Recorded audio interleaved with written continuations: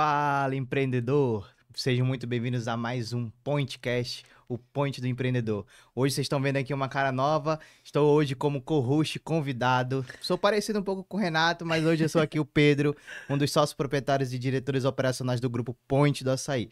E hoje a gente está aqui com um podcast muito bacana que a gente vai apresentar para vocês. E já deixando a deixa, esse podcast é um favorecimento do Mais B Supermercados, o nosso patrocinador que está apoiando esse projeto tão grande. E eu vou deixar aqui nada mais, nada menos que o Nazareno apresentar o nosso convidado tão especial de hoje. Fala, empreendedores! Olha só, o Pequeno hoje tem um convidado. Gente, vocês não têm ideia do quanto eu amo esse convidado, o quanto eu sou apaixonado por esse convidado. A gente trabalha junto desde pequenininho, desde que eu me entendi como gente, 1 ano, 2 anos, 3 anos, já estava ali ajudando minha mãe. Eu lembro que eu subia num cabo de vassoura junto com meu irmãozinho para lavar o piso da casa lá em Curuaúna, né? Então nós sempre trabalhamos junto e vamos sempre trabalhar junto até os últimos suspiros de nossas vidas, né? Eu sempre falo isso para esse convidado que é o meu pai, que está aqui. Pai, muito obrigado por você ter vindo aqui com a gente. Isso é um sonho que eu tenho de deixar isso aqui registrado, esse momento registrado para os nossos filhos, neto, bisneto, né? Então, é um sonho isso que eu estou realizando. Eu sei que eu estou lhe devendo o livro, que eu ainda não consegui escrever o livro, mas vai sair esse livro, uma hora sai. Então, pai, seja bem-vindo aqui com a gente. É uma honra lhe receber aqui. E o papai vai contar um pouco da sua trajetória, da sua vida, de onde ele veio, como ele conseguiu educar e colocar os 10 filhos no rumo do empreendedorismo, né? Todo mundo sabe aqui que o nosso objetivo é esse, ajudar os micro, principalmente os microempreendedores que estão aí na luta, querendo empreender, querendo ganhar seu dinheirinho, querendo fazer com que o ciclo da escassez do alimento, do dinheiro, cesse, né? Então, pai, tá com o senhor aí. E eu apresentando também, né? Meu avô, meu, É, meu querido avô, meu segundo pai, na verdade. E vamos dar nome, né? Manuel Aires, é, mais conhecido como Manuel Arte. Manuel Arte, Mas é isso, ou então Manuel Aires. Pastor Manuel, né? Pastor Manuel. Bom, para mim é um privilégio estar aqui. Gratidão, principalmente a Deus e a vocês. Porque, assim, realmente não foi fácil para chegar aqui. Só a misericórdia do Senhor que me deu essa oportunidade, esse privilégio de poder ainda contemplar a vida que Deus proporcionou para nós. Sim. Né? Como posso dizer que foi muita luta, muito sacrifício, mas sem sacrifício ninguém chega a lugar nenhum. É necessário se sacrificar para poder ver o que eu vejo hoje. Para mim é um privilégio poder estar aqui com meu filho Nazareno, né, mais conhecido como Pequeno. Pequeno, né? E o Pedro, meu neto, que sempre admirei desde quando eu estava ali em Igarapé-Açu, e ele me fez uma grande surpresa que eu nunca esqueci. Né? Que ele, se tinha, era 14 anos. De 13 para 14 anos, eu tive uma conversa com ele, e essa conversa hoje, eu posso dizer que eu vejo que o sonho dele, né, está sendo alcançado, colocado em prática. Então, para mim, eu digo assim, gratidão a Deus, gratidão a vocês que me dão essa honra, esse privilégio de poder ver o que eu almejava. Legal. Pai, a gente queria que você passasse para o nosso público, né? Um pouco, sabendo um pouco de onde o senhor veio, um pouco dos seus pais, como foi sua infância, da onde você veio, de onde você nasceu, né? Então eu queria que você relatasse um pouquinho sobre isso, contasse um pouquinho do início da sua história, como você conheceu a minha mãe, como você se casou com a minha mãe.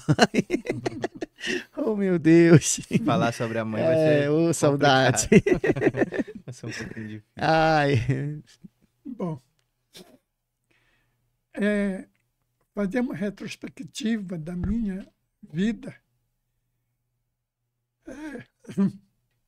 é difícil, as lágrimas não vêm nos meus olhos, né?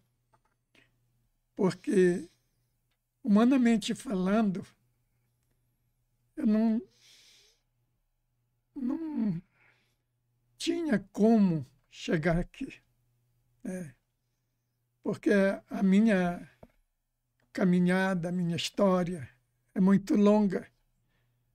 Começou quando eu tinha 2 anos de idade. Meu pai faleceu. Quando, com 7 anos que eu tinha, a minha mãe também faleceu, meu Deus. né? Então, nós éramos 5 irmãos. Sou caçula dos 5. Hoje sou eu E o borracha? e o Borracha, Tio que é Borracha. o João, que ainda estamos vivos. Os outros já faleceram. Mas, quando minha mãe morreu, ela me deixou muita saudade. Eu posso dizer, sofri, porque como uma criança de 7 anos, sem pai, Sem mãe, né? sem mãe, então não tinha opção. Fiquei com a minha avó, mas por algumas razões eu passei pouco tempo com ela. E procurei um padrinho meu em Santarém, né? Que quando, eu não sei como eu cheguei em Santarém. Não sei, certo de que quando eu chego na casa onde era meu padrinho Morava, né? ele tinha ido para o interior, a casa estava fechada. O que aconteceu? Foi para a rua. Né, mas o senhor foi pra Santarém só o senhor ou foi algum irmão com o senhor junto? Eu acho que ele fugiu. Não, a minha avó sabia. Sabia? Para melhor dizer, por causa de maus tratos da minha tia, eu à noite chorando, porque ela quis me maltratar, minha avó me defendeu. E mais hora da noite eu estava chorando e minha avó perguntou para mim, ela me chamava de Manduca. Manduca, o que é, meu filho? Eu digo nada, avó. Ela entendeu. E ela disse para mim, não chora, meu filho. Um dia tu vai ficar homem. Um dia tu vai ficar homem. Naquela hora, eu disse para minha avó, vó, eu sei que um dia eu vou ficar homem, mas eu vou me embora. Eu vou me embora, porque por causa da minha tia eu posso perder minha salvação. Eu estava com 7 anos. E quando foi outro dia, saí. E aí que eu não sei como e com quem. Sei que não foi com meus irmãos que eu cheguei em Santarém. O senhor tinha 7 anos. Tinha 7 para 8 anos. Antes de Santarém, o senhor morava em qual cidade? No interior. No interior. Chamado Vila Amazônia. Vila Amazônia. Onde meus parentes moram. E ali fiquei. Um dia, umas horas da madrugada, eu chorando com fome, com frio, mostrei o banco onde eu dormia. Então, o seu tio não estava lá, né? E aí o senhor teve que morar na rua, por enquanto. Morei na rua. Fiquei até meus 14 anos. Aí, uma certa noite, das 3 para as 4 horas da madrugada, ia passando 2 padeiros. E viram eu estar chorando, com fome, com frio. De repente, eles procuraram se aproximar de mim e contei a minha história para eles. Me convenceram eu ir com eles para essa padaria chamada Padaria Progresso. Foi quando eu saí dali da rua, dormia na padaria. Bom, e dali começou uma outra história da minha vida, que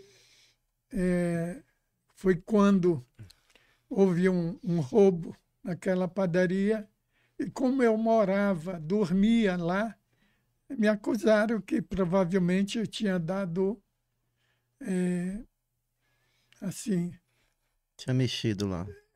Para os ladrões entrarem. Tinha feito a casinha, que A casinha, como falam, né? Aí, por causa disso, eu saí dessa padaria e aconteceu que, depois disso, eu viajei dia 1º de janeiro, eu viajei para a Amazônia, para o Amazonas, né? Fui já trabalhar com João Pessoa, numa usina, na selva amazônica, muito distante. E de maneira que ali trabalhei com eles. Depois saí de lá, do Rio Madeira, que é onde nós trabalhávamos. Aí fui trabalhar noutra usina, no Rio Negro. No Rio Negro. Na usina do Seu Eudes. Essa usina nós extraíamos essências de pau rosa. Acho que é o óleo. Óleo. O óleo de pau rosa. E ali nós trabalhei alguns anos e foi muito sacrifício na minha vida. Sempre digo para Dina, faça uma retrospectiva da minha jornada pela selva amazônica, né, que eu dormia sozinho e Deus debaixo das árvores, né? Primeiro eu fui para tirar pau rosa.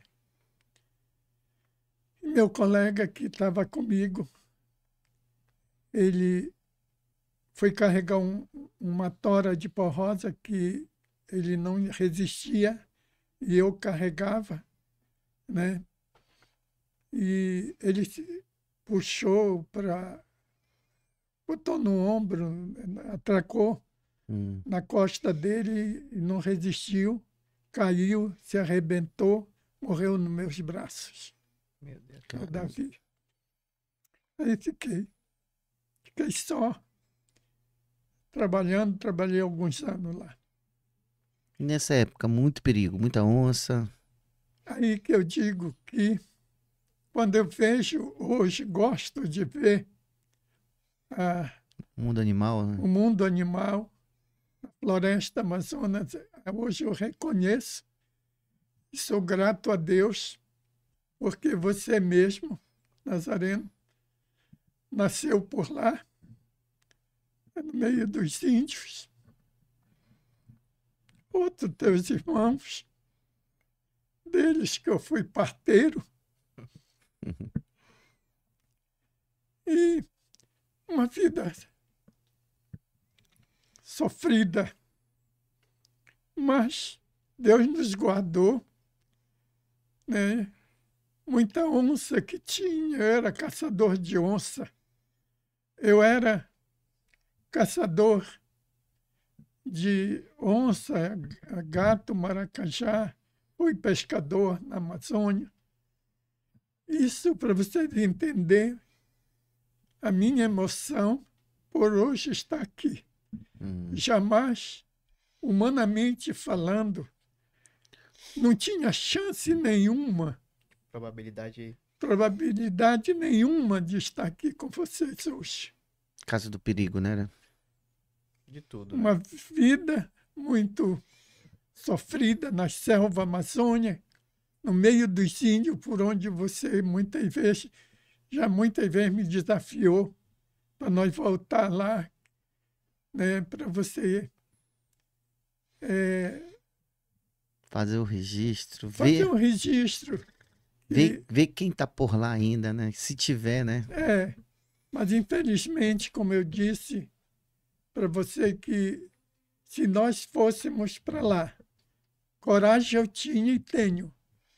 Só que eu sei uma coisa, nós corremos risco de vida, porque os índios, as tribos, os índios que eu conhecia, nós morávamos junto com eles, comendo, bebendo.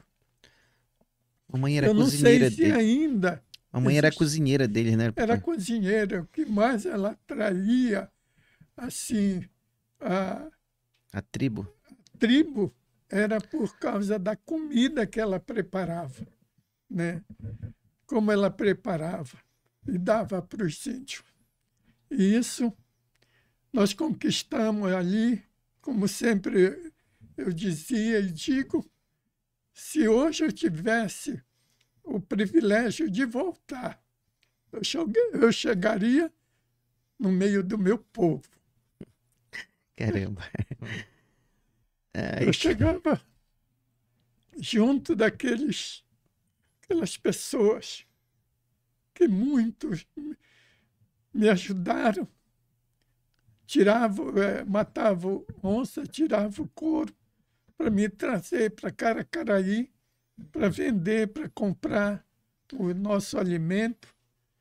E de maneira que não foi um passeio, foi anos trabalhando junto dos índios. Trabalhando e vivendo junto com eles, né? Vivenciando com eles, né? Era a minha vida, era caçar. Vocês terem uma ideia, gente, do que o papai está falando, eu tenho 55 anos e eu nasci no meio deles. Então você pode imaginar o tanto de onça, o tanto de perigo que tinha há 55 anos atrás, o quanto eles eram. O papai sempre relata, que ele vai falar aqui também, o quanto esses indígenas eram brabos, violentos.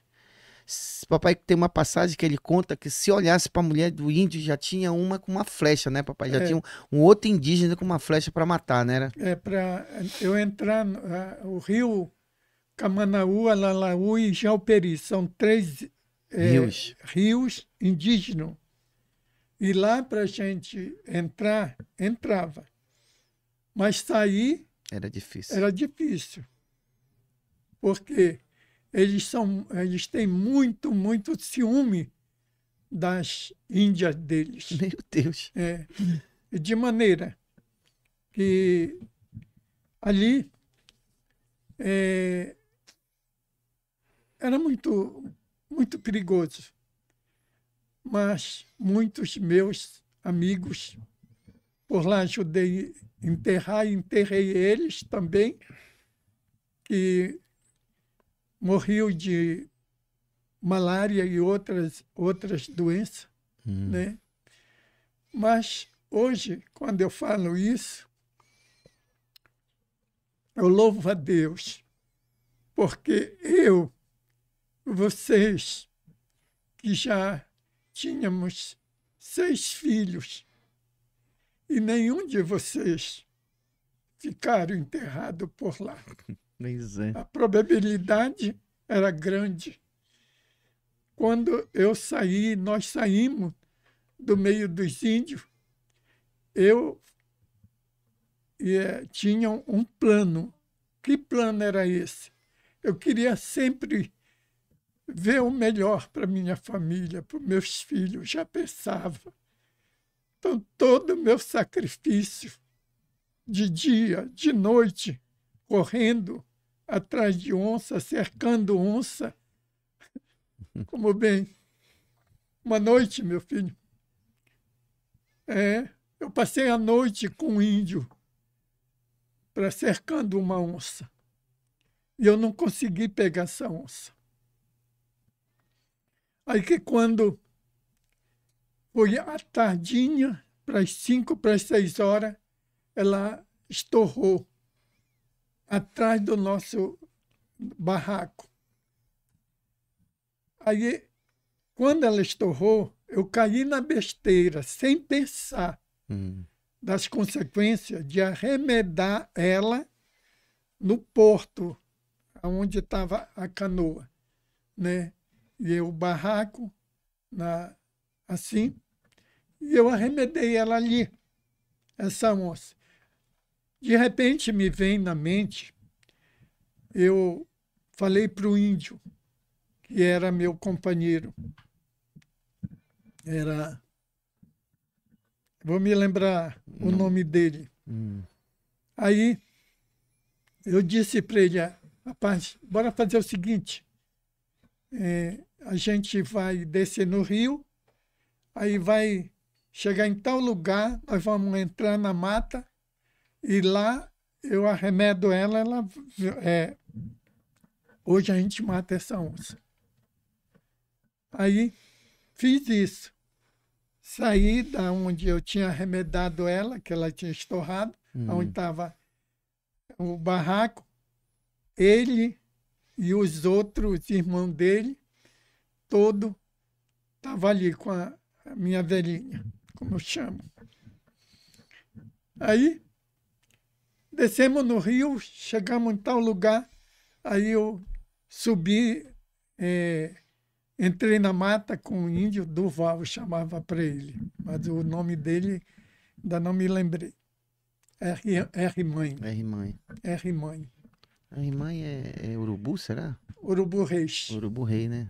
Urubu Reis. Na gíria deles, os índios que nunca tiveram contato com o civilizado, eles não chamam Nazarena, não chamam Pedro, não chamam para as filhas Letícia, não.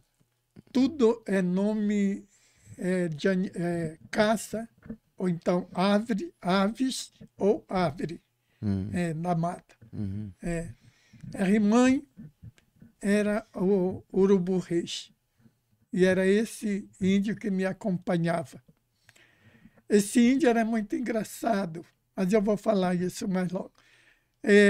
Aí nós entramos na mata, eu foquei com a lanterna, eu digo, vamos ficar aqui. Cada um com uma espingarda. Aí arremedei a onça, uma distância mais ou menos de uns 1.000 metros da onde eu tinha, onde ele estava e para onde eu fui. Aí que quando eu arremedei, ela estourou aonde? Atrás da casa do barraco que ela estava com os meninos, onde a gente estava. Meu Deus. Coitada. O que ela fez? Com medo e com muita determinação, colocou os meninos na canoa. E saiu para o meio do rio. Foi. Achando que a onça não nadava. Isso. Eu não passava certas coisas. Eu não falava para ela que a onça subia nas árvores. Eu não falava que quando eu saía de manhã com 20 metros, ela arranhava, amolava as unhas nas árvores, né? Ali ficava escorrendo, fazia a necessidade dela, enterrava perto do barraco. Mas eu não falava isso para ela. Aí eu arremedei essa onça, ela respondeu justamente atrás do barraco onde ela estava com as crianças. Aí aguardei, eu digo, ela vem. Hoje a gente pega ela. Aí esperamos. Aí eu vi uma paca sair espantada, eu digo, ela está perto. Aí eu rosnei, que para arremedar a onça, eu usava um balde, com a boca do balde partida para dar o estampido, né? Aí ela respondeu assim, próximo de nós. O meu companheiro, o índio, quando era nessas horas, ele não corria, nunca me deixou só, mas ele não perdia a fala. Ele não falava. Ficava com medo. Com medo, nervoso. Aí eu fiquei. Aí ela veio. Eu atirei nessa onça mais ou menos com uns 5 metros de distância. Quando eu foquei a lanterna, ela foi abaixando a cabeça e eu mirei entre os 2 olhos dela. A espingarda falhou, bateu o catolé, como nós chamamos. Caramba. Meu Deus. Aí ela só fez dobrar assim, eu engatilhei e atirei já na costela dela. Ela deu um grito. Aí eu saí atrás dela, disse para o índio, falando assim na gira dele, peia, que era para ele ficar aqui. Peia, fica. Fica. Aí eu saí atrás dela com a lanterna, e ela olhava para trás, eu em cima, aí, mas não dava para me atirar nela. Conclusão, perdi ela, porque ela parou de fazer zoada na minha frente e eu pensei que ela tivesse armado o bote para mim. Aí voltei. Bom, não consegui o que eu queria. No outro dia nós fomos atrás, não encontramos a onça. Aí eu sabia que ela tinha morrido porque eu tinha atirado no vazio dela quando ela dobrou. Aí ela deu um miado tão alto e saiu rosnando na minha frente. Conclusão, com 3 dias, o urubu estava comendo. Pessoal, naquela época não tinha proibição, né, de matar animal, né? Hoje já tem a proibição, mas no meio dos indígenas, né, eles sempre matavam ela, muitas das vezes com arma de fogo e às vezes não, que o papai fazia a arapuca, né? E era o meio de sobrevivência deles, que eles trocavam a pele de onça por sal, né? Por mercadoria. Mercadoria, né? Era. É porque o senhor não nasceu indígena, mas naquele momento o senhor já era parte da família dele, vamos dizer assim, né? Eu era no meio dele, meu filho, eu digo assim, que minhas palavras hoje, de quem eu tinha, assim, senti alegria devido à distância que nós estávamos, às vezes de andar de canoa uma semana para chegar onde tinha um civilizado. Meu Deus, é muito semana, longe. dias. Mas quando eu se aproximava alguém de nós, chegava onde nós estávamos, que falava a nossa língua, eu me sentia muito feliz. Era uma alegria para mim. Bom, hoje eu digo, falo assim, de quem eu tinha medo, de quem eu sentia alegria, hoje eu sinto medo. Quando uma pessoa chegava perto de mim repetindo, eu ficava alegre. Hoje eu fico com medo quando uma pessoa se aproxima do meu carro. É diferente. De quem eu tinha medo era das onças me atacar ou atacar minha família. Ao mesmo tempo, era o que eu pedia a Deus, que eu me encontrasse com uma onça. Porque o couro de uma onça naquele tempo era cruzeiro. Era 860 mil cruzeiros o couro de uma onça. O couro do gato maracajá era 360. Então, a gente, quando eu matava uma onça ou pegava 2, 3 maracajá, gato maracajá, no dia, poxa, era um garimpo para mim. E os índios traziam também couro de onça que eles matavam para trocar comigo com alimento para eles. Era assim. E nesse meio tempo o senhor conheceu a velhinha, Vamos a lá. Alzerina. Não foi não. Não, aqui, deixa eu fazer uma Recapitulação. retrospectiva. Quando eu saí do Rio... Alalaú? Não. Do Rio Madeira, eu trabalhava com João Pessoa, na usina dele, fui para o Rio Negro. Rio Negro, ali tem um lugar chamado Vila do Apuaú. Eu trabalhava nessa usina. Eu era solteiro. Tinha 20 para 21 anos. Né? Aí eu estava trabalhando nessa usina. Ela, a tua avó, ela morava em Manaus, né? Levado pela situação da vida, foi quando ela ficou gestante do teu tio Cláudio. O primeiro. Ela chegou lá, ela estava com 3 meses,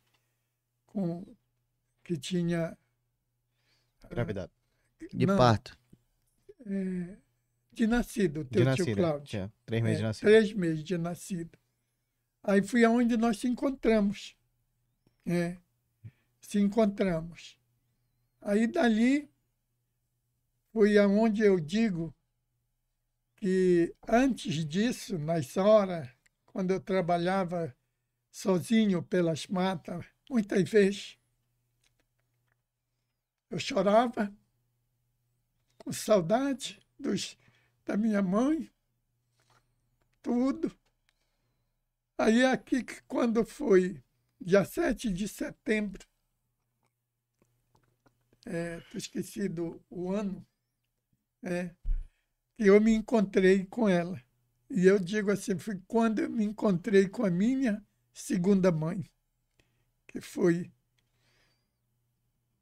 a minha esposa. Construímos essa família. Uma família numerosa. Poucos. Só 11. Só 11.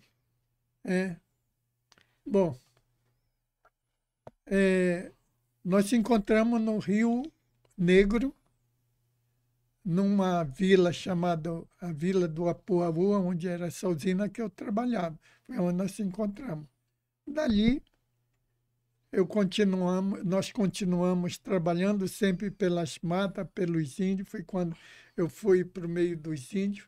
Primeiro foi isso aqui. Eu saí do Rio Apuaú, aí fui para o Rio Negro, no Rio Branco, Roraima, trabalhar num castanhal.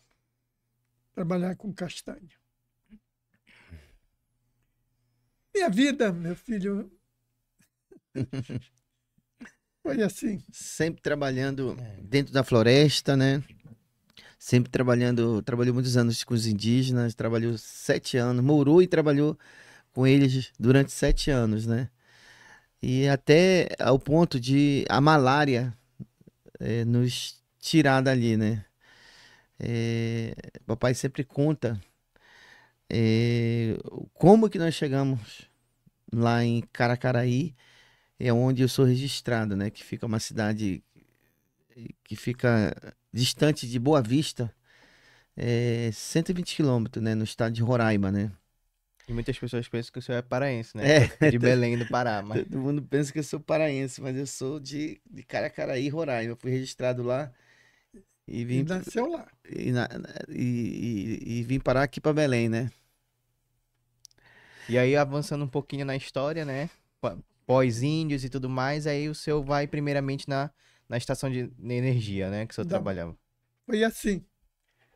É, em 74, eu saí do meio eu saí da selva amazônica, nós saímos do meio dos índios. Para mim Essa, sair do No meio ano, no ano de 74, é? 74. essa saída, quando o senhor decide sair vamos dizer, dessa família, romper, vamos dizer, esses laços, claro que é por conta da saúde da família, né?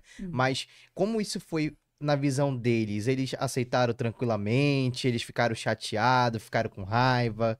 Como foi o sentimento deles da sua saída de lá? É uma boa pergunta. E foi assim. Começou aqui, eu fiz um projeto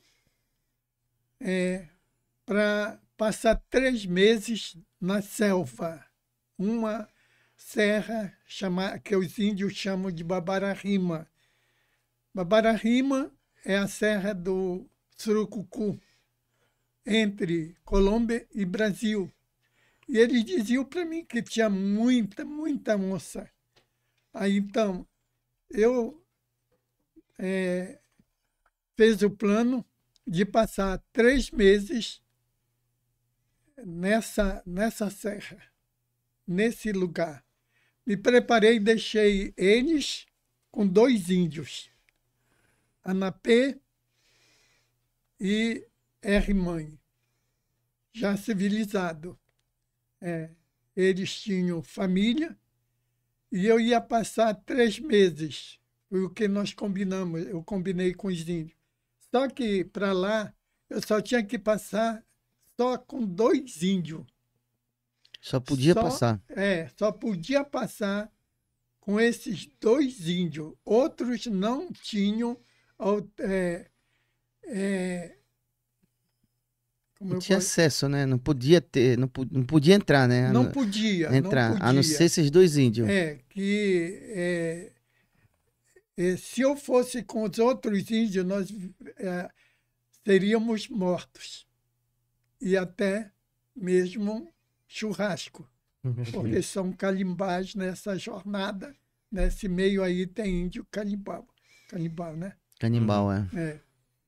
Então, me preparei para ir passar esses 3 meses e deixei a família, segui sozinho,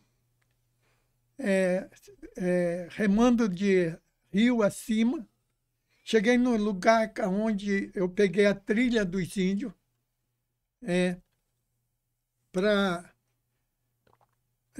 alaguei a canoa, escondi debaixo de um capizal lá para eles não me roubarem a canoa. Quando eu voltasse, eu estava ali. Aí entrei na mata, a minha carga era munição. E a espingarda, uma calibre 12, calibre 20, que eu usava. Aí, no final da tarde, eu cheguei onde estava a primeira maloca, dormi com ele lá. Aí, no outro dia, eu saí, peguei a trilha de novo. Aí, cheguei na terceira maloca. Aí, no outro dia, eu chego na terceira maloca, aonde eu ia me encontrar com os índios, onde nós tínhamos acertado. E quando eu chego lá, os índios já estavam para outra maloca. Eu não tinha como mais continuar para chegar para lá. Não corria risco de vida. né? Aí já cheguei com malária nessa terceira maloca.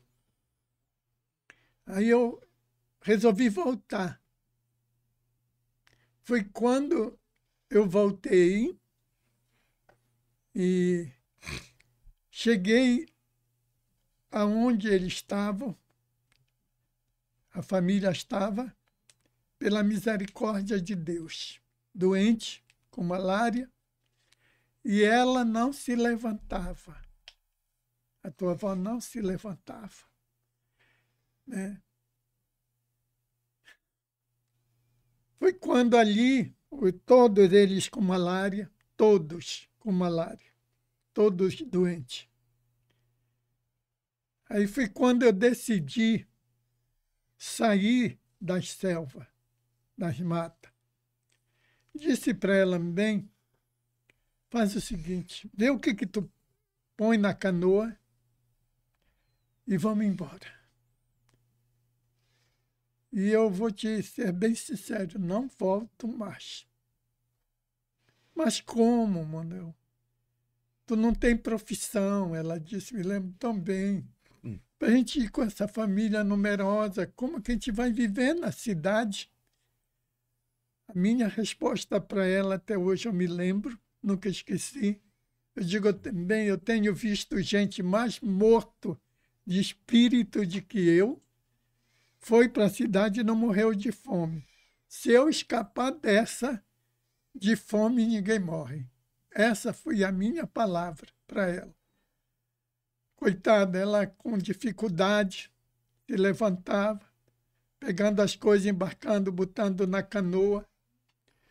E aí, respondendo a tua pergunta, como os índios, como foi a minha saída aqui do meio dos índios, como foi a pergunta que... Qual foi, foi algo que eles ficaram chateados, ficaram com raiva ou aceitaram tranquilamente? Aí eu usei estratégia. Como as outras vezes eu vinha e voltava. Nós voltávamos para lá levando mercadoria. Sim. Então, eu não disse para eles, foi o que eu pedi para ela, que não dissesse para os índios que nós não voltaríamos mais para lá. Aí, eu posso dizer, até hoje, ele me espera, porque era como outras viagens. Caramba. A gente ia e voltava. Então, viajamos de rio abaixo, quando eu digo de rio abaixo, a favor da correnteza. Varamos no rio Catrimanha, pegando o Rio Branco, subimos no rio. Tinha hora que eu olhava para trás, via hora e momento ser preciso fazer o que eu fiz com alguns dos meus amigos. Enterrava pela beira do rio, que morriam como Malária. de malária, e assim sucessivamente.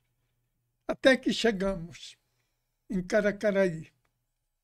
Quando nós chegamos em Caracaraí, eu estava numa canoa e tinha uma tolda, né, onde eles estavam. Aí foi quando nós fomos, assim, visto pela irmã Deusarina.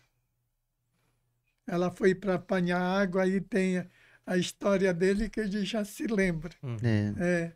Como ela foi para a beira do rio, quando viu nós todos lá, doentes, ela nos levou para a casa dela, chamou os filhos, o esposo dela, irmão Manuel Gomes. Ela tinha 10 filhos, você já tinha 8, né?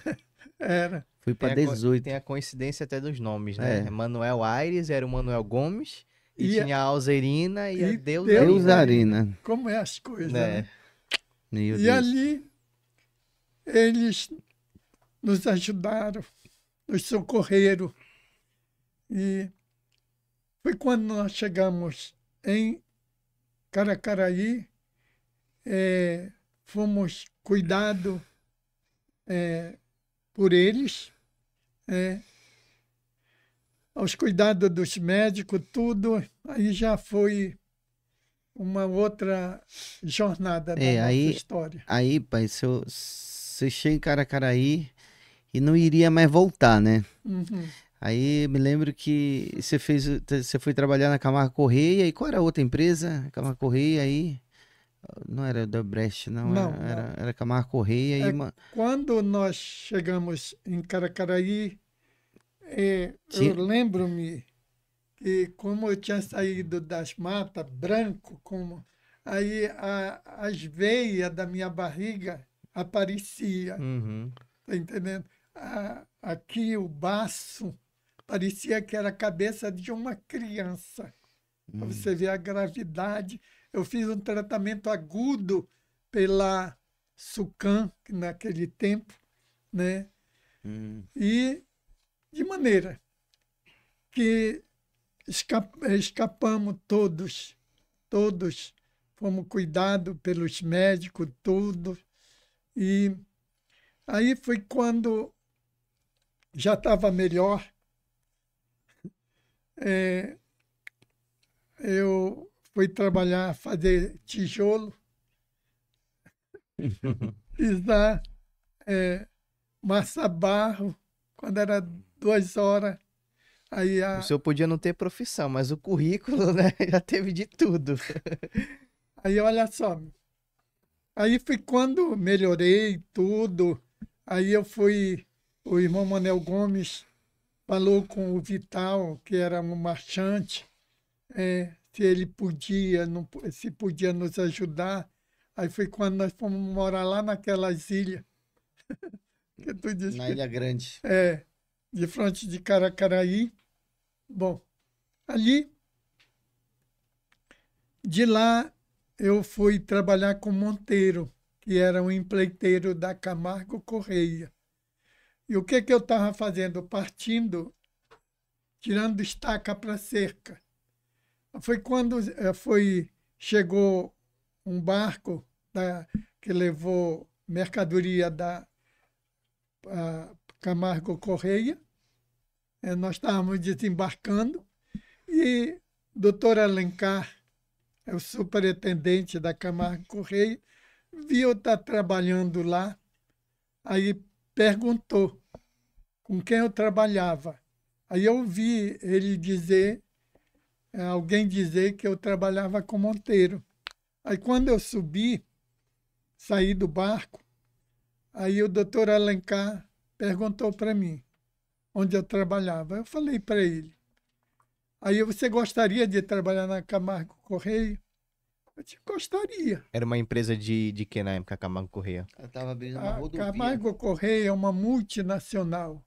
Ela estava lá fazendo uma estrada, uma rodovia, essa é a palavra, que vai do Brasil à Colômbia.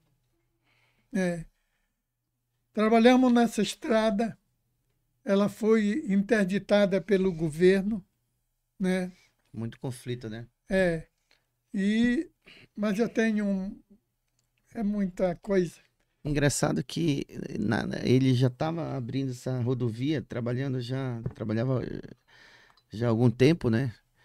E Pedro, assim, lá para dentro da floresta, ele reencontra os índios de novo.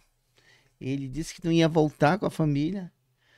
E como a rodovia já estava muito para dentro da floresta, dentro da selva, né? Ele reconheceu que ali ele caçava com os indígenas e acabou indo se encontrar com eles, né? Isso foi importante, meu filho. Como as coisas acontecem na vida da gente. O que ele está falando, um certo dia, trabalhando já no acampamento da Camargo Correia, muito peão. Aí o Monteiro disse, rapaz, pô, todo o tempo a gente só comendo peixe, comendo carne de boi e tal, e tal, tal. Depois de tanta caça, não tem uma pessoa. Aí eu me posicionei. Se ele me desse condições, eu me garantia abastecer o acampamento. Aí todo mundo gozaram da minha cara, diziam que eu ia ser Comido pelos índios. ter feito churrasco pelos índios. E eu usei essa palavra. Rapaz, a hora que eu chegar nesse lugar, eu chego no meio do meu povo. Eu disse essa palavra. Eu chego no meio do meu povo. Aí depois fui conversar, o Monteiro viu que eu falava alguma coisa que deu para chamar a atenção dele. Aí foi conversar comigo. Aí no outro dia, no dia tal, ele me levou de carro, que eu já tinha passado, que a estrada, já tinha passado desse lugar onde eu trabalhava, que andava dias para chegar, mês para chegar ali. Tá entendendo? E nesse dia, no caminhão, passando, eu percebi, reconheci que aquele era o lugar onde eu trabalhava, caçava com os índios, né? Numa serra chamada da Castanheira, que eles chamavam. Aí foi onde eu disse para o Monteiro, se tu me levar, me deixar lá na Serra da Castanheira, tu vai me buscar no outro dia, eu garanto abastecer o acampamento. Uhum. Aí foi engraçado, meu filho. Aí nós fomos. A minha sorte foi que eu usei, assim, se a estrada continuava para cá, nós tínhamos ido da esquerda para a direita, né? Com o carro. Aí eu deixei ele passar um pouco, eu digo, para aí. Aí não tinha nenhum índio, não se via ninguém, nada na estrada. Aí eu desci, voltei, aí comecei a chamar pelos nomes dele. Anapé, Rimãe, Buxucurrim e tal, que tudo é nome de caça, né? Aí, meu filho, de repente, aparece tanto do índio. E me cercaram. Eram quantos, mais ou menos, pai? Acho que eram uns 50, Caramba. daí para mais Meu Deus. índio. Aí me cercaram lá e aquela cantarola deles de alegria que tinham me visto ali. Aí, o que acontece com o Monteiro, que era o motorista? Ficou dentro do carro, fechou o carro, se tremendo de medo, porque ele pensou que os índios tinham me atacado. Tá entendendo? Claro, se tinham me atacado, iam me matar, e o que Ia seria também dele? junto, né? Aí, depois nós fomos, eu chamei eles para ir, que eu pedi sal, pedi fumo, né, que é tabaco, que se chama daquele de corda e tal. Levei alguma coisa para ele. Aí quando eu chego, o Monteiro não queria abrir o carro. Eu digo, rapaz, pode abrir, não tem problema não, né? São gente nossa e tal. Aí aqueles cantando, pulando e tal. Aí peguei, distribuí alguma coisa e o Monteiro voltou. No outro dia ele foi me buscar, o carro quase que não traz tudo Tanta caça. a caça que nós tínhamos matado, né? Meu Deus. Bom, o que aconteceu? Aí eles, fui aonde eles souberam aonde eu estava, nós estávamos. Aí eles se lembram. Aí eu pego, contei para eles, aí viemos embora.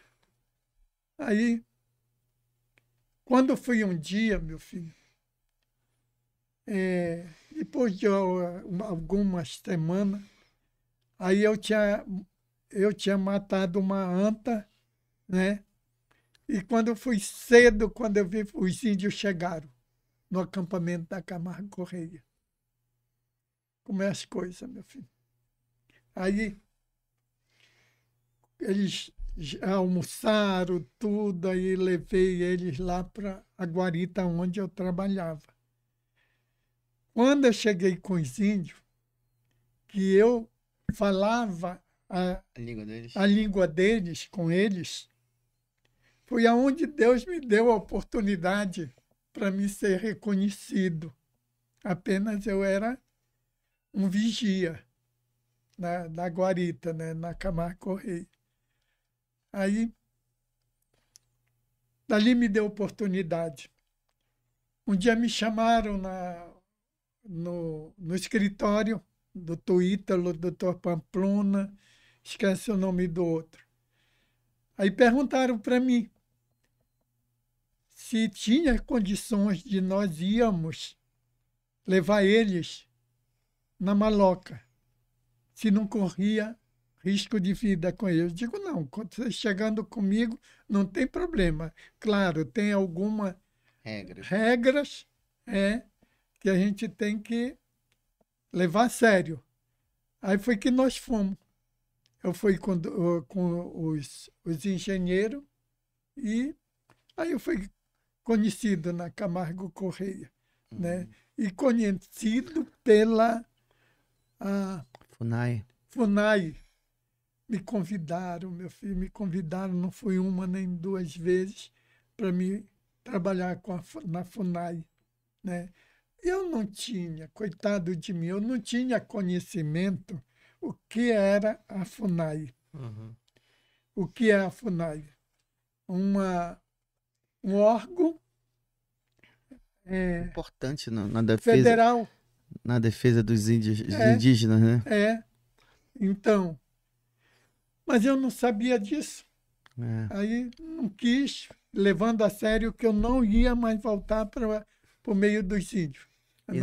E não voltou assim, até hoje, né? Até hoje não voltei. E a gente tem que fazer esse projeto.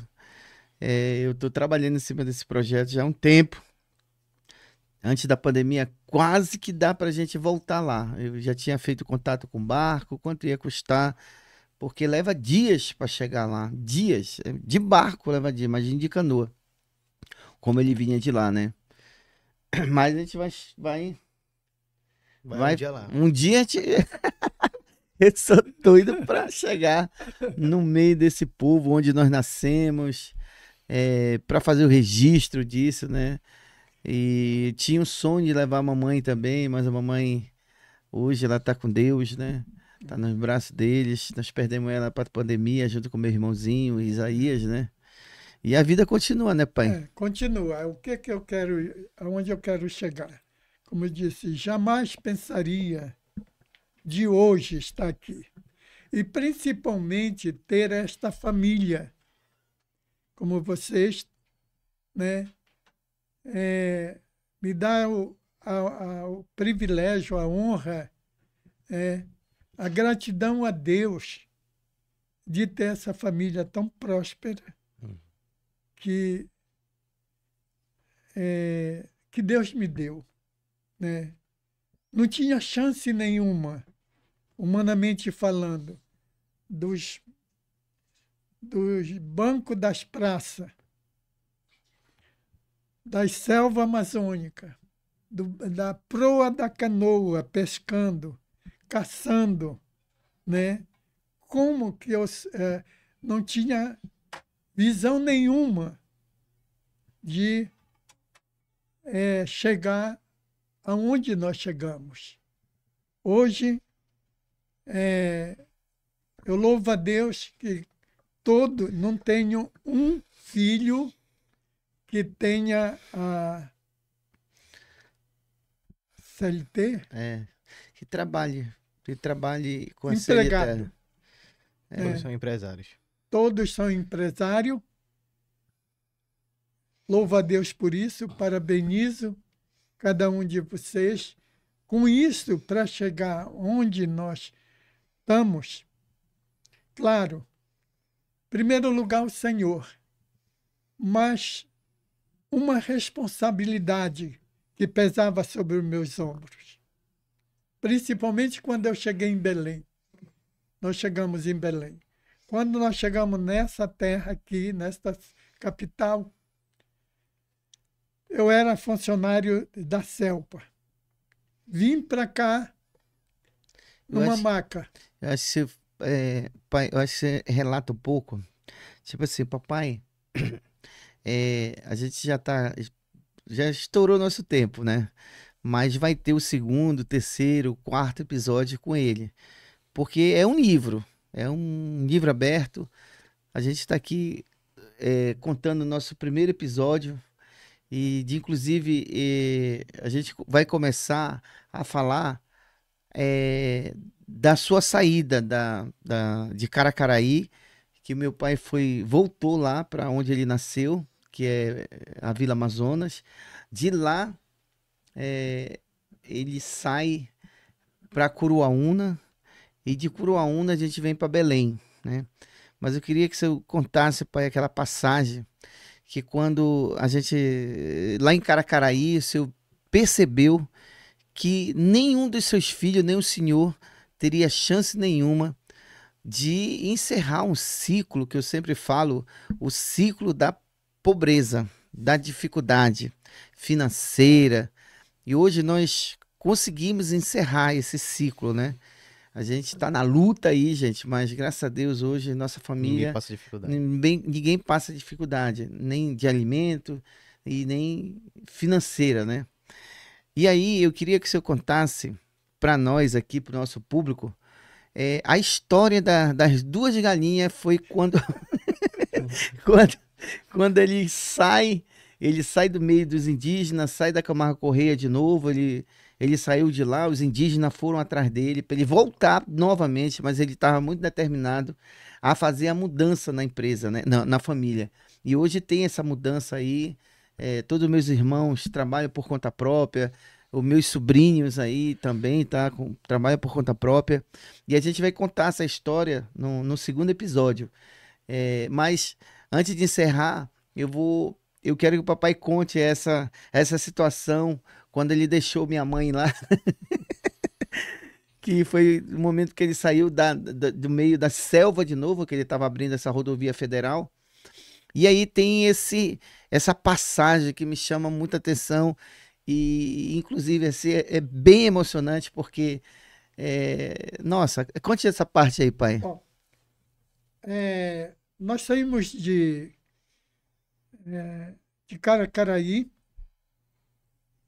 é, Primeiro saiu só o senhor, não foi? não, Primeiro. certo dia eu falei para a minha velhinha, dizendo assim, bem tá, me deu vontade de me ir embora para o Pará. Aí ela disse assim para mim, vai tu com essa tua arrumação, essa tua As história. artes, né? Por isso que a Essa Manoela é tua arte. Aí, ela pergunta, como? Digo, a gente vende a casa, o que a gente tem é a única coisa. Ela disse assim, só não quero que venda a minha máquina, que era a máquina de costura dela. Eu também. Aí, conclusão. Aí, quando sempre fui uma pessoa, como vocês sabem, uma pessoa determinada, uma pessoa que, assim, sempre tomei minhas decisões, né? E só tenho gratidão a Deus que eu não tenho por que me arrepender das decisões que eu tomei, né? Como foi o caso. A estrada, a Camargo Correia, em Caracaraí, ela trabalhava nessa rodovia, mas foi interditada pelo governo, aí eu fui desempregado, né? Foi quando pensei em vir para o Pará. Aí nós saímos do Pará, chegamos em Santarém, né? E levado, fui assim, por influência dos meus irmãos, gastamos tudo o que tínhamos, dinheiro da casa, tudo, ali na Vila Amazônia, num roçado que nós fizemos, um roçado grande, com intenção de plantar banana e abacaxi e roça, aniva. De repente, quando eu terminei de derrubar o roçado, ficou para ela tocar fogo, eu tinha deixado já um bocado de filho de banana, tajá de banana, abacaxi. Aí não tinha mais nada, nada. Nós já estávamos passando necessidade. Aí eu disse para ela, bem, eu vou fazer o seguinte, tu fica aqui e eu vou dar uma volta no trecho. Esta palavra tem mudado a vida de algumas pessoas, como tu te lembra do teu colega, como era o nome dele, meu filho? Não te lembra, não? Daquele neguinho. Aqui daqui, de Belém? Belém. Não é o Coia, o Uri, o Ismael? Ismael. O Ismael, é. Ismael se tornou um empresário com essa palavra que eu disse. Dá uma volta no trecho. Aí não tinha mais nada. O que me sobrava era uma lanterna que eu tinha comprado da Venezuela, que era de caçada. É. Aí troquei com duas franguinhas, não era galinha não, duas franguinhas. Aí eu disse para ela, eu digo, bem, eu vou fazer o seguinte, isso foi uma história longa, mas eu disse para ela, tu fica aqui, se eu encontrar emprego aqui no Pará, eu fico, e mando a despesa para ti, aonde eu estiver. É. Se não, se eu não encontrar, eu vou para Roraima e quando eu chegar lá, eu mando buscar vocês. Aí ela ficou, eles ficaram, todos vocês ficaram. Aí passei fome.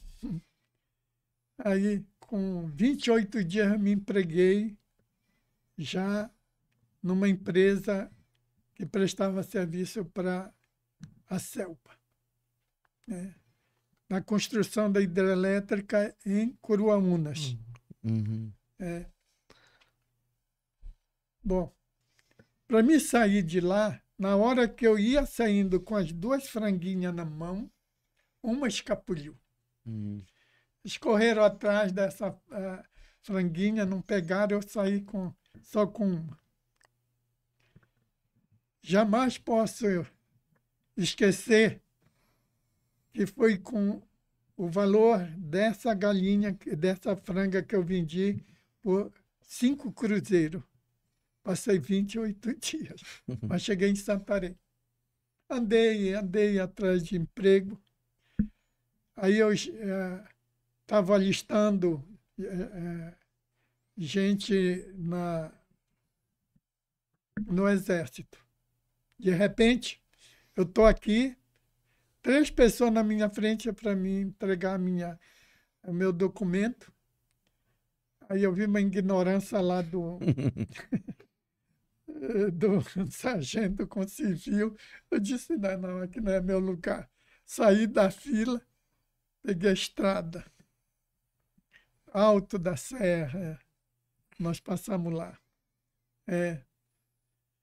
Na estrada, ali eu fiz uma oração, pedindo a Deus que ele tivesse misericórdia de mim. Eu era um pai de família, teu servo. Então, dirige a minha vida para que eu possa encontrar um lugar onde eu possa trabalhar, que nunca mais seja preciso ou necessário eu estar batendo de porta em porta como eu estou batendo. Pedi e o Senhor tive misericórdia de mim até hoje. Para a honra e a glória do nome do Senhor, eu nunca mais bati em porta pedindo emprego. Hoje nós empregamos, né? É. Sim, meu filho. E a outra galinha? A outra galinha, sim. Aí eu me empreguei. Com 8 dias, mandei a despesa para ela, lá para Vila Amazônia, e tive notícia que todos eles estavam doentes. Aí mandei chamar.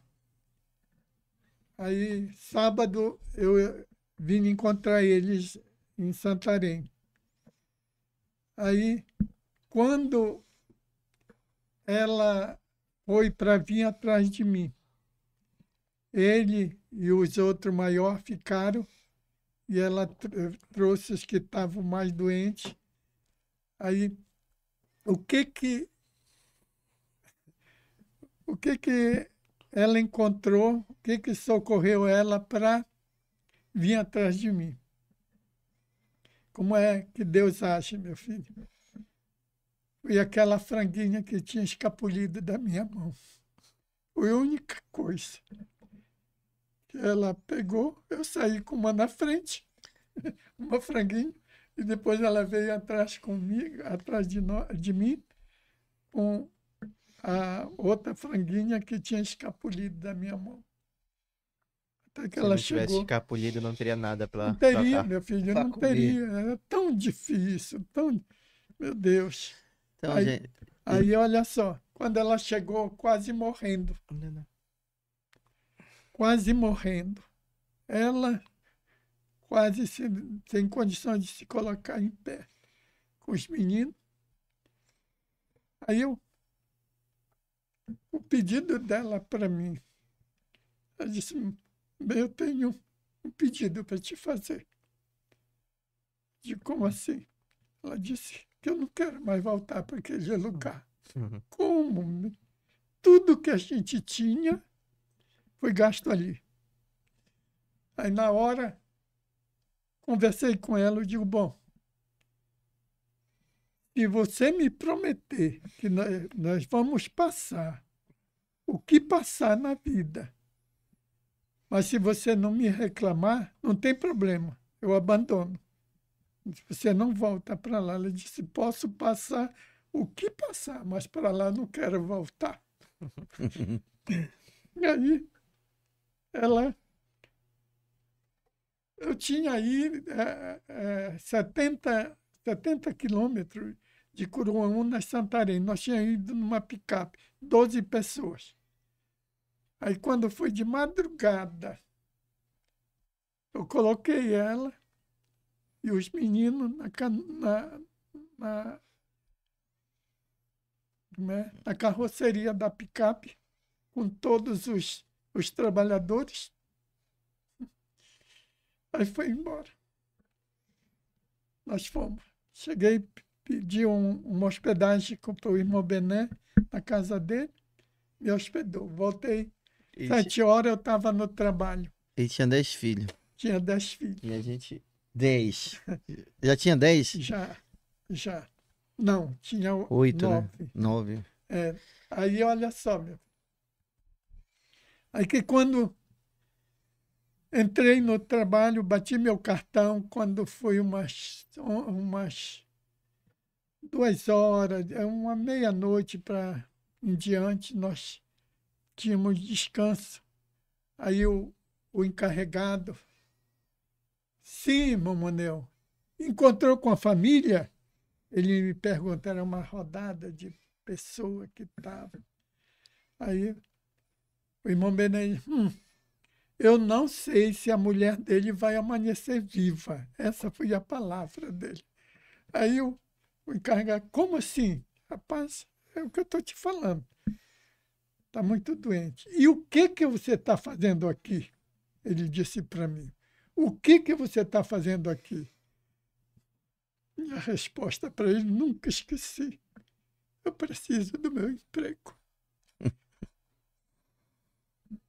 Isso virou na empresa, como eu posso dizer, Reconhecimento. um reconhecimento. De vez em quando eles falavam, eu preciso do meu emprego. Aí,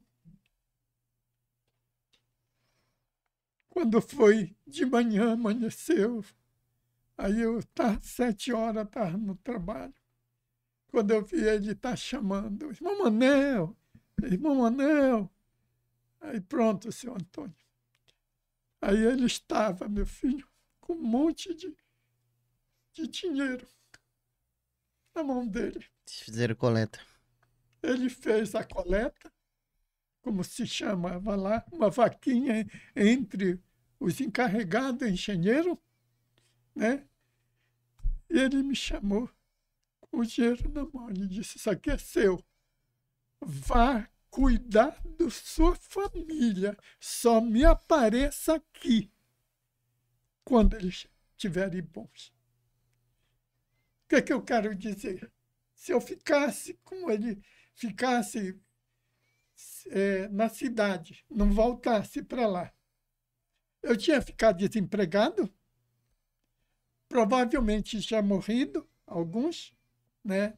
Mas sentindo assim, direcionado por Deus principalmente. Voltei, eles me deram o recurso, né? Fui cuidar da minha família e não morreu ninguém.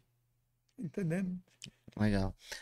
Hoje eu digo, como um empregador, muitas vezes eu falava isso. Poxa, as pessoas, como me lembro do Galvão, né, meu filho? É. Galvão matou toda a família dele, tem vergonha, porque faltava no emprego, não dava satisfação nenhuma. Quando morreu a filha dele, literalmente morreu afogada em outeiro, ninguém deu apoio. Nós não damos apoio para ele, porque pensava que era mais um que ele estava matando, né? E realmente a filha dele morreu afogada. O que é isso? Não levar a sério, a não ter responsabilidade, né? Não dar satisfação nenhuma. E assim aconteceu. Bom, a gente está caminhando aqui para encerrar, Pedro, que a gente vai ter um outro episódio, papai. E esse episódio que nós vamos contar, gente, é como depois que nós saímos do meio dos indígenas, que a gente enfrentou a malária, a fome, a gente vai contar o acidente de trabalho que ele teve lá em Curuaúna, né, na usina hidrelétrica de Curuaúna. E ele já tinha 9 filhos e ele sofreu uma descarga elétrica, né? Uma descarga elétrica violenta. E ele vai contar um pouco dessa história para vocês terem uma ideia. Quando ele estava dentro da floresta amazônica, a gente, se não for por Deus, é impossível uma pessoa estar viva lá dentro, né? Porque realmente é muito perigo, não só os bichos, mas os indígenas também. Na época eles eram muito violentos, matava com flecha envenenada. E isso aqui é uma escada, né? Vamos supor, aqui tem o primeiro, segundo, terceiro degrau, vai embora. O último degrau, ele fim daqui, né, pai? Uhum. Ele não teve No que segundo fazer, lance, no segundo da lance, uma escada. escada gigante, tipo assim, sei lá, maior escada possível que tem na Rede Selpa. E ele não alcançou a lâmpada e ele subiu na ponta das 2 escadas, se segurando ali meio que num paredão, né? E lá ele sofre descarga elétrica lá em cima dos 2 lances da escada, em pé aqui na cabeceira da. No último degrau. No último degrau? Tava na cabeceira ou no último? No último degrau. Ah, da no escada. último degrau. Ele sofre esse acidente e ele ficou grudado lá em cima, né? Que era, Perdi meu sentido. perdeu o sentido. E ele ficou tombando para um lado, para o outro, para um lado, para o outro. Deus segurando a mão dele. Um pai com 9 filhos e sofreu esse grande acidente. E por causa desse acidente, a gente veio parar aqui em Belém. E aqui em Belém a gente ele reescreve uma nova história, um novo ciclo na vida dele. Ele entra pro mundo do empreendedorismo, né? Ele que colocou a gente no meio do açaí, ele que começou a bater açaí junto com a gente foi pra rua vender café, vender jornal, vender saco no Ver o Peso, devido a esse acidente de trabalho que ele teve, né? E ele chegou acamado aqui, Eu vim na maca. veio na maca, para você ter uma ideia. No avião, Ele não conseguia andar, não conseguia se mover devido à descarga elétrica. Hoje ele tem 8 pinos aí na costa, 3 cirurgias. 3 cirurgias. Agora, dia 25 de dezembro, ele completa 80 anos. Então, continua conosco aí. Ele que reescreveu essa história do açaí com peixe frito, com a farinha da Baguda.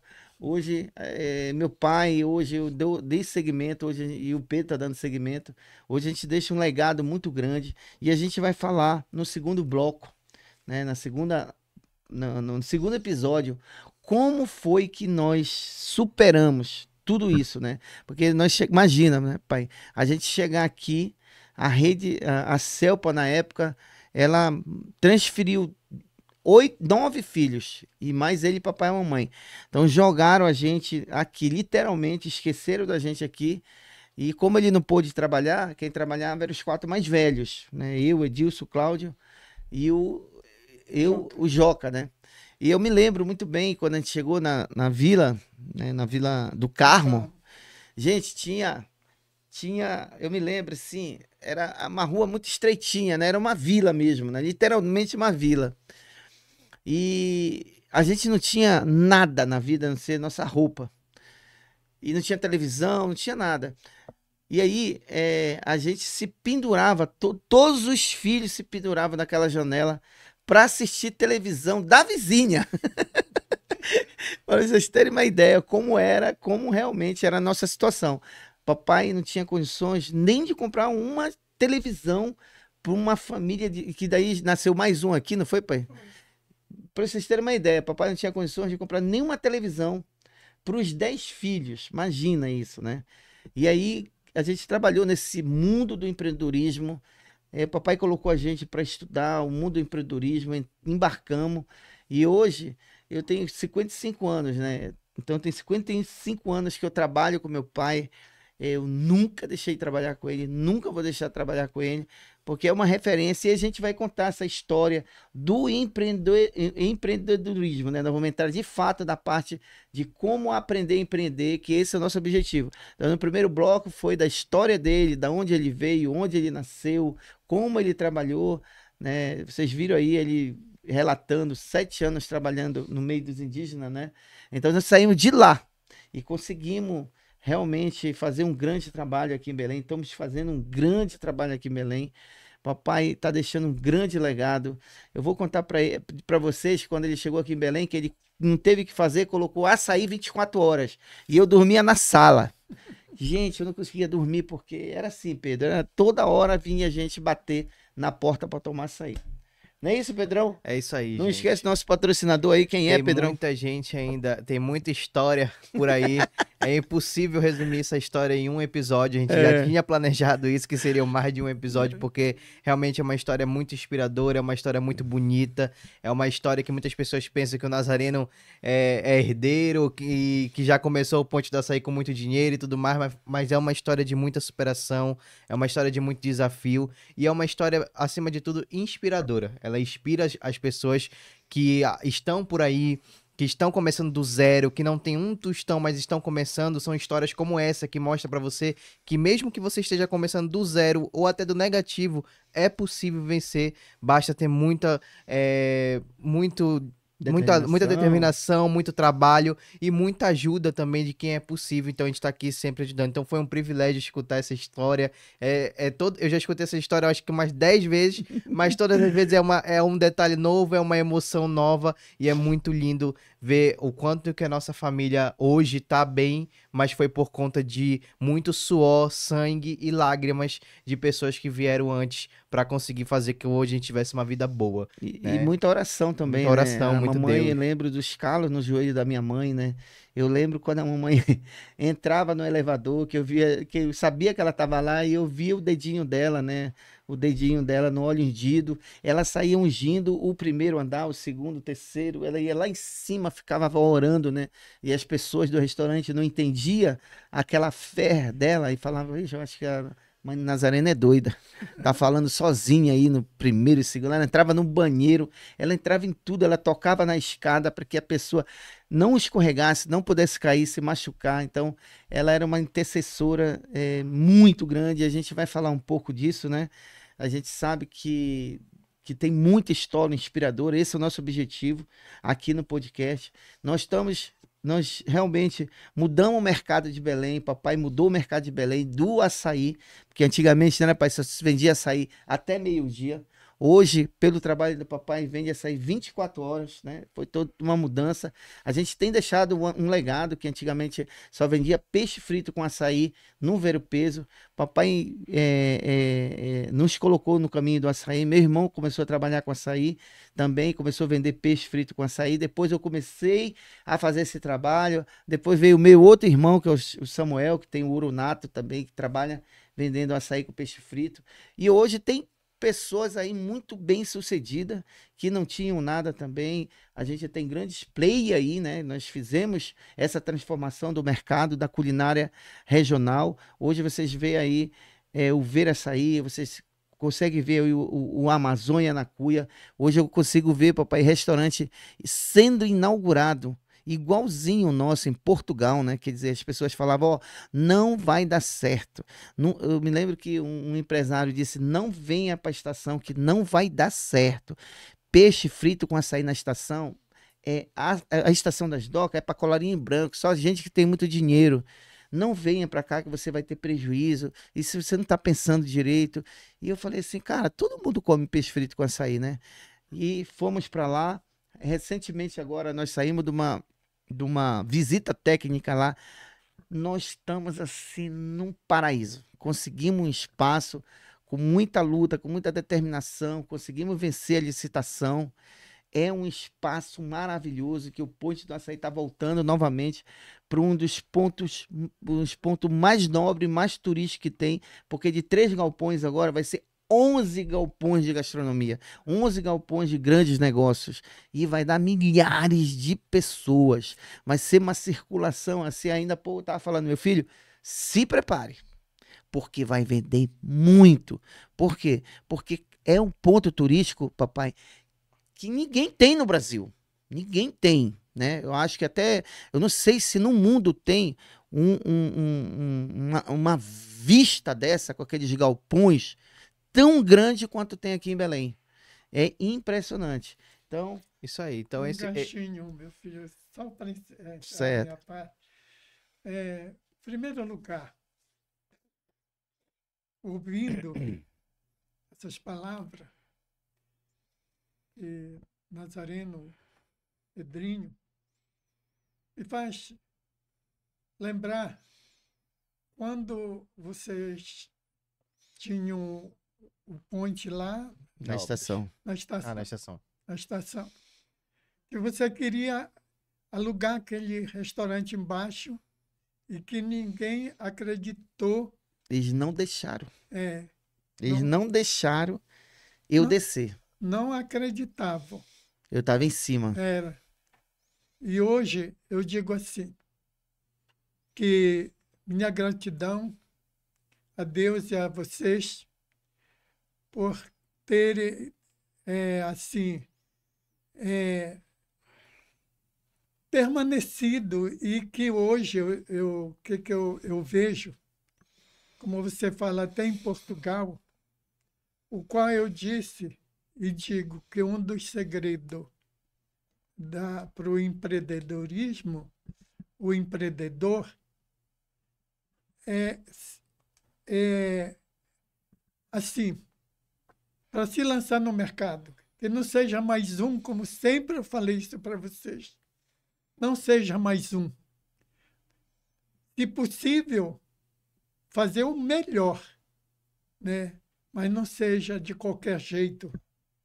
Então, isso, hoje, quando você fala, Nazareno, que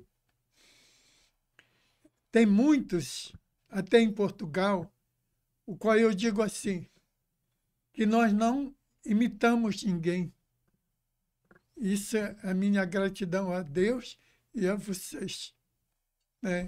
Que vocês realmente, nós fizemos e estamos fazendo por onde não ser o melhor. Eu digo assim, só para encerrar, eu sempre desafiei eles.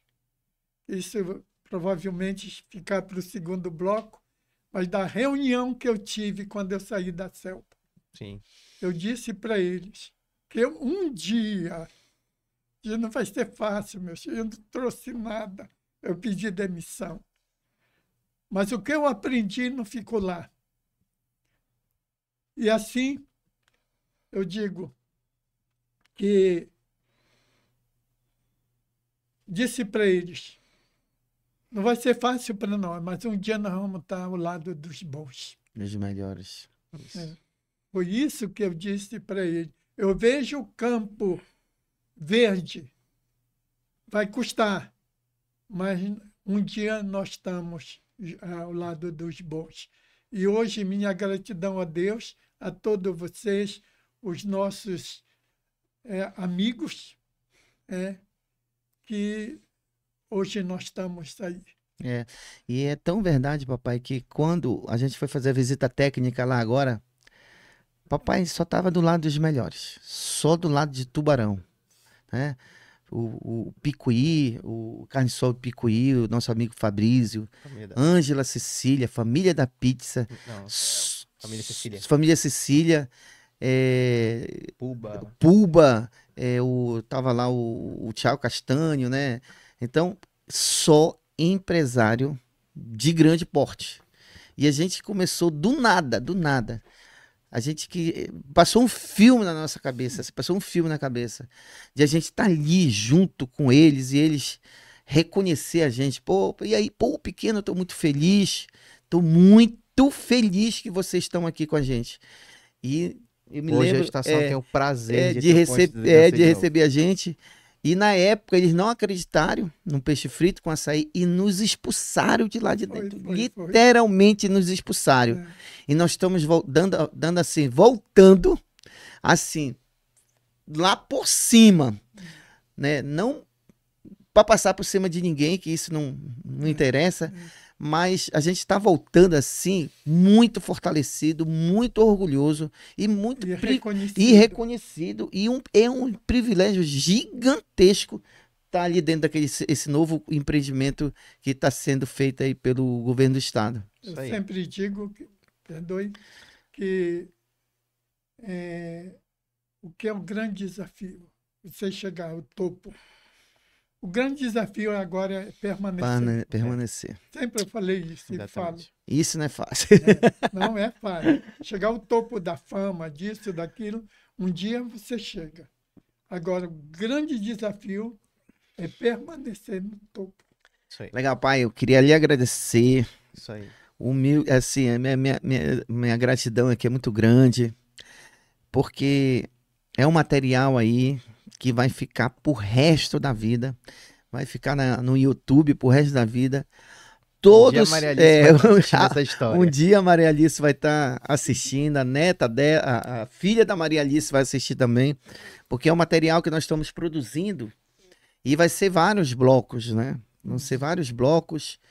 E esse material vai estar, hora para quem quiser assistir, uma verdadeira história de superação, de empreendedorismo.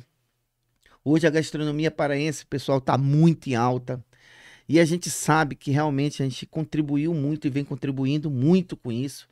Não é só a gente que vem contribuindo, tem o saudoso Paulo Martins que contribuiu muito aí. Tem grandes chefes de cozinha contribuindo muito, né? Então a gente fica muito feliz. E é isso aí, pessoal. É isso aí. Então esse aí é um podcast com oferecimento do Ponte do Açaí, né? É oferecimento também da R. Lima Consultoria, o Renato Lima, amigo. Nosso co-host, que hoje estou tendo o prazer de substituí-lo aqui nesse grande podcast. E também é um oferecimento do nosso patrocinador Mais B Supermercados, um dos melhores supermercados de Belém. Lá você encontra qualidade, assim como você encontra no Ponte do Açaí e na R. Lima Consultoria. Isso, aí eu deixo um abraço aí pro nosso Renato Lima, nosso consultor principal, Renato Lima, consultor empresarial, tem feito grande diferença pra gente na nossa empresa, né? E o nosso amigo Fred Schmidt, né? Schmidt. Mas é isso aí, galera. Só para concluir, dizendo assim, que deixar um segredo para um vencedor. Em primeiro lugar, gratidão a Deus, mas dizendo assim, ser sábio é melhor do que ser forte. A sabedoria é melhor do que a força. Quando tu entrares numa batalha, é necessário planejar bem. E aonde tiver muitos conselheiros, é mais fácil de vencer.